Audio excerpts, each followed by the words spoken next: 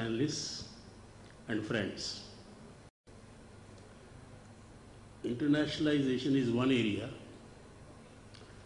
in which we are rather weak. Even our best of institutions are not very strong in internationalization. And the reasons are fairly obvious. We, till the other day, had acute shortage of seats. And with the huge demand that we had from our young, we were not even able to find places for them. And therefore, to try to attract students from other countries obviously was not our priority. It was not always so. We do not have the exact data of the previous centuries, but the estimates from the ruins of Nalanda are that about 35% of students were from outside what is considered to be India today. Of course, the boundaries of nations have changed, and therefore it is rather difficult to talk about the countries of today. But then if we look at today's situation, that was the kind of thing in Nalanda. But those were days when we did not have many universities in many countries. India was fortunate to have many good universities. And of course, unfortunately, we probably burned the last great University of India in 1197. And then for 650 years, we did not have a university. Now, in the West, I know a little bit about North America. In the province of Ontario, from where one of our distinguished panelists comes, they have an average of about 10% of foreign students. Regarding the faculty, I was heading a department of about 25 faculty members in North America, and out of 25, in fact, the majority were not from Canada. And there were 3 from India. We had some from China, from Iran, from Scotland, from Germany. So it is very usual for the universities in the West to have a very mixed faculty. Now this brings a lot of advantages. It is not only the cultural advantage, it is also something which makes a university renew itself through its new teachers and faculty and students. This is something we have not had. The reasons were a little bit of probably lack of self-confidence, but on the whole, even if you look at our best institutions, the number of faculty members from outside India will be negligible. I will give you the example of the university from where I come. I am right now from Gujarat Technological University. We like to say that we are by far the most internationalized university. But then also, we have not really done much. Let me just explain what we have done. And there are not many universities in India which have this kind of situation. We do not have any teacher from outside. But we have done the next best thing.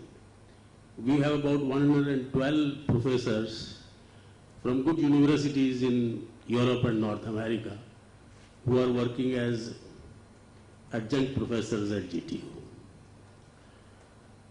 With the result that we go on getting their help in various ways for helping us. So we do not have any regular faculty member, which we should have, but we do not have as of now. China solved this particular problem in two ways. In Hong Kong, of course, the salaries are nearly equivalent to or sometimes even more than the salaries in North America. So they are able to attract persons directly on the basis of the salaries which they have.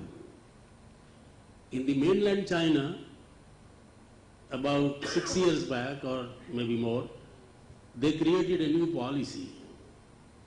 The policy was, if a university would get a person who is outstanding from another country, then the government will allow that person to be paid the same salary which he was drawing in the country from where he is coming. And this particular process was decentralized to universities. So a university was to decide whether a particular person in the particular discipline they wanted to have.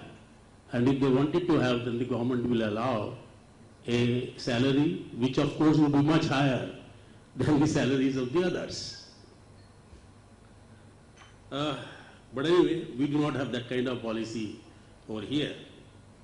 Recently, MHRD has decided that they will get 1,000 foreign professors to come and teach at central universities under a project called GYAN. I have been trying to push GTU into that particular list, but I have not yet succeeded because they say it is only for central universities that they are going to use the project. Now, regarding students, we have, as you know, what we call as CVCS. But most of you know that we do have a credit system, but there is not much of a choice. The reason is the number of teachers is so short of requirements that the possibility of offering too many choices is not there. With the result that though in theory we have what we call as choice-based credit system nearly all over the country, effectively it is a credit system with very little of choice. And if you do not have choice, then it is very difficult to send out students for a semester or a year and then bring them back and put them into the kind of straight-jacketed streams that we have. So it is rather difficult for us to have that kind of exchange from our side, sending students from here out. So what we have done is at GTU, we have done the next best thing. We send out students during summer. For example, I have just received 300 students back who worked in the universities in Canada, in US and Germany. And this we have been doing starting from 2011 when we began with the University of Alberta in Canada. And now every year we have been sending out students like that. So that is the one thing we do.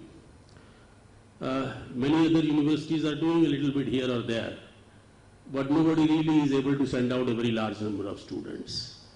And I guess the number we send at GTU is by far the largest.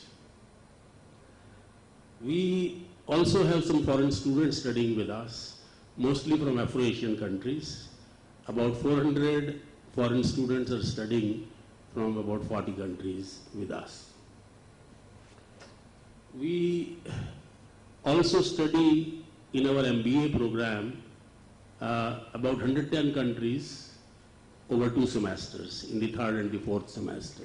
As you know, MBA in India is 4-semester program, and in the 3rd and the 4th semester, our students study one foreign country. In fact, we say up to 30 students will study one country. In all, we are studying about 110 countries.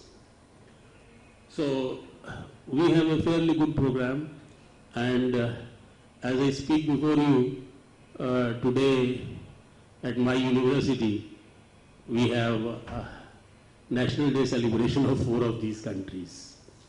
So we go on, you see, every Saturday, that's the program.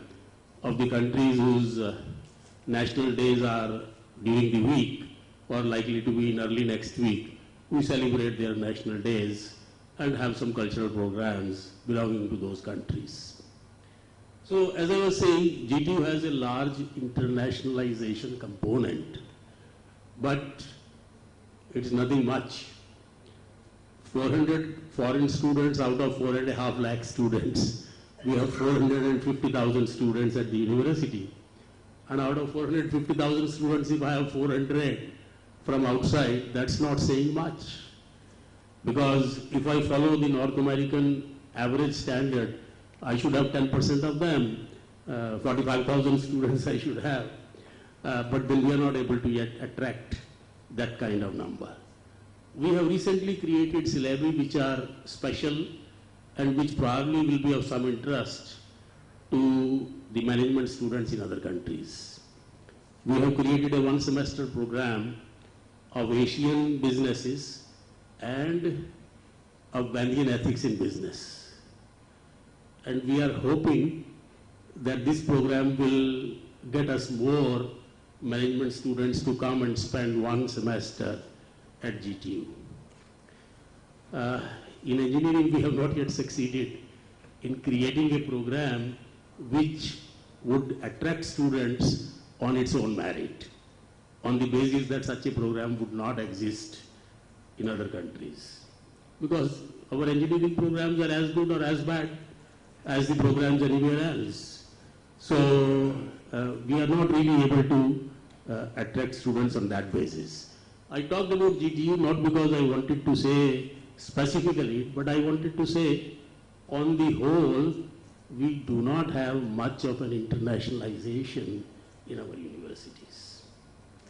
We have with us the president of University of Ottawa, a very prestigious university, and therefore I think now that I have briefly outlined what we have in India, let's hear him so that will give us a good perspective before we listen to our other panelists.